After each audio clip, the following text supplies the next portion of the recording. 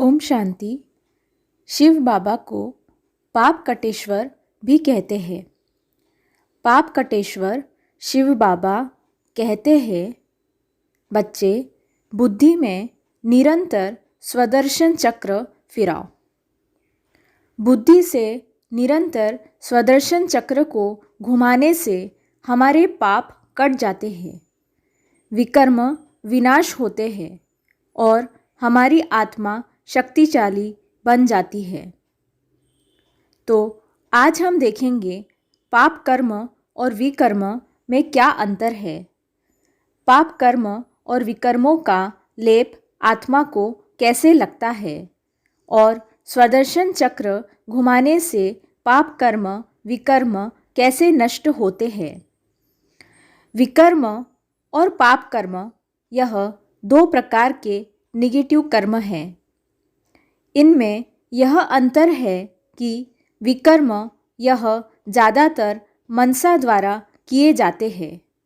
मतलब जब हम मन में किसी के बारे में बुरा सोचते हैं, अशुभ संकल्प करते हैं, तो वह विकर्मों में आएगा। और पाप कर्म यह कर्मेंद्रियों द्वारा किए जाते हैं। जो आत्माएं एक दूसरे के साथ कर्म बंधन में होती है, उन्होंने मिलकर कोई ना कोई पाप कर्म किया होता है। जिन आत्माओं के पाप कर्म ज़्यादा होते हैं, उन्हें कर्म बंधन ज़्यादा दुख देते हैं। जिन लोगों के विकर्म ज़्यादा होते हैं, उन्हें मानसिक परेशानियाँ तकलीफ़ ज़्यादा होती है।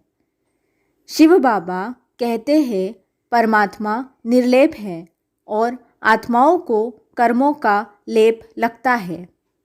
इसका अर्थ है कि आत्माओं को हर कर्म का लेप लगता है, चाहे वह पुण्य कर्म हो, विकर्म हो या पाप कर्म हो। द्वापर से लेकर कलयुग के अंत तक हमने जो पाप कर्म या विकर्म किए हैं, उनका लेप आत्मा को लगता गया है। लेप लगना माना वैसी फीलिंग्स, भावनाएं, वृत्तियाँ, वैसी स्मृतियाँ, वैसी एनर्जी आत्मा में जमा होना। जब भी हम अच्छा कर्म करते हैं तो अच्छी फीलिंग्स, सेटिस्फैक्टरी फीलिंग्स, खुशी, आनंद की सकारात्मक एनर्जी आत्मा में आती हैं। बुरा कर्म करते हैं तो आत्मा को कहीं ना कहीं गिल्ट माना अपराध बोध, भय, दुख, अशांति महसूस होती है। आत्मा अपने अनादि स्वरूप में ओरिजिनली सतो प्रधान संपूर्ण पवित्र है। जब संपूर्ण पवित्र सतो प्रधान आत्मा पहली बार कोई विकर्म या पाप कर्म करती है, तो उसे हमेशा अपराध बोध महसूस होता है। हमने 63 जन्मों से इतने विकर्म किए, भले ही अज्ञानवश किए हो, उन विकर्मों की स्मृतियाँ, भावनाएं, फीलिंग्स, वृत्तियाँ, निगेटिव एनर्जी हम आत्मा के ऊपर लेप के फॉर्म में यानी लेयर के फॉर्म में जमा होती हैं। विकर्म करने के बाद हमें अपराध बोध, भय, अशांति की फीलिंग्स आती है। निगेटिव कर्म करेंगे तो निगेटिव एनर्जी का ऑरा बनता जाता है और उसके हिसाब से हमारे संस्कार बनते जाते हैं। आत्मा में रिकॉर्ड होने वाली इन निगेटिव स्मृतियों को, फीलिंग्स और एनर्जी को बाबा मुरलियों में खाद, कट, जंक, किचड़ा या गंदगी कहते हैं। बुद्धि में निरंतर स्वदर्शन चक्र घुमाने से इन निगेटिव स्मृतियों का, फीलिंग्स का, अपराध बोध का, वृत्तियों का, निगेटिव एनर्जी का विनाश होता है और आत्मा फिर से पावन सतो प्रधान बनती है। इसी को स्वदर्शन चक्र से पाप कटना कहते हैं। अब हम देखेंगे कि स्वदर्शन चक्र घुमाने से पाप कैसे कटते हैं। स्वदर्शन चक्र घुमाना माना स्व का दर्शन करना और बुद्धि में उसका चक्र चलाना। स्व माना आत्मा। स्वदर्शन चक्र करना माना सतयुग, से लेकर कलयुग के अंत तक अपने विशेष, श्रेष्ठ, हीरो, ऑलराउंडर पार्ट का स्मरण करना।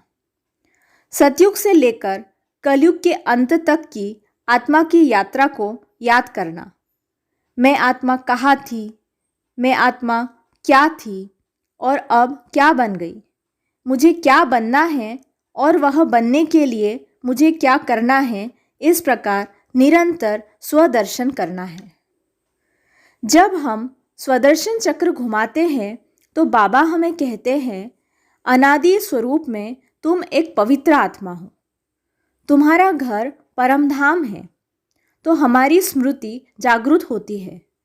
बाबा हमको बताते हैं कि हम अहिंसा परमोधर्म वाले, सर्वगुण संपन्न, 16 कला संपूर्ण आत्मा हैं।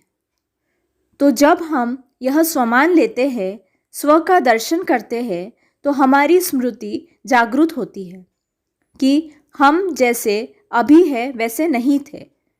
हमको पवित्रता की स्मृति आती है, पुण्य आत्मा की स्मृति आती है। स्वदर्शन चक्र माना हम ओरिजिनली कैसे थे उसका दर्शन करना। रामायण में भी हनुमान जी अपनी सारी शक्तियाँ भूल गए तो सुग्रीव जी ने उन्हें उनकी शक्तियों की स्मृति दिलाई थी। इसी को कहते हैं स्वदर्शन या आत्मदर्शन। जब हम चक्र चलाते हैं तो हमें पांचों स्वरूप की, पांचों युगों की स्मृति आती है। अज्ञानवश हमने जो विकर्म किए उनका अपराध बोध खत्म होता है। हर युग की स्मृति जागृत होती है और वैसे संकल्प चलते हैं। जैसा चित्र वैसा चरित्र बनता है। जैसे जैसे निगेटिव एनर्जी, अपराध बोध, फीलिंग्स निकल कर अनादि स्वरूप, आदि स्वरूप की स्मृतियाँ जागृत होती हैं, वैसे वैसे आत्मा सतो प्रधान, पावन बनते जाती है। इसीलिए बाबा कहते हैं, बच्चे, बुद्धि में निरंतर स्वदर्शन चक्र चलाने से विकर्मों का विनाश होता है। ओम शांति।